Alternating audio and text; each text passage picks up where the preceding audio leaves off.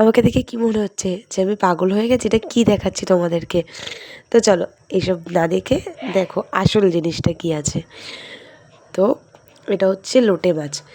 আর কে লোটে মাছের পকোড়া খেতে ভালোবাসো কমেন্ট করবে, ঠিক আছে?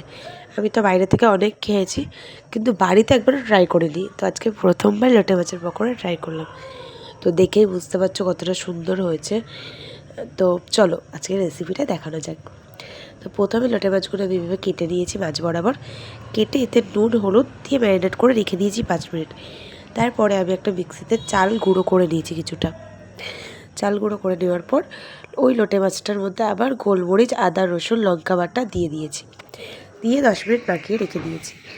এরপরে ময়দার মধ্যে একটু কর্নফ্লাওয়ার, চালের গুঁড়ো, নুন হলুদ আর আদা রসুনের পেস্ট দিয়ে ভালো করে নাড়িয়ে ছাড়িয়ে দিয়ে একটু জল ঢেলে দেবে।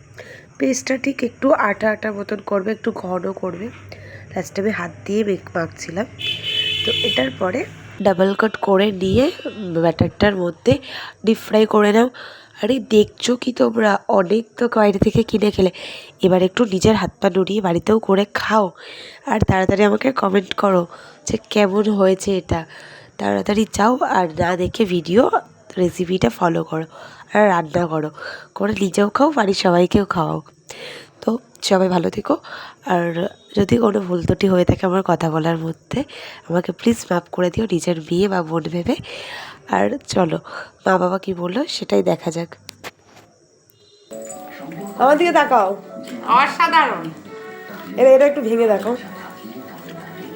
মাঝখান থেকে ভেঙে দেখো। অসাধারণ।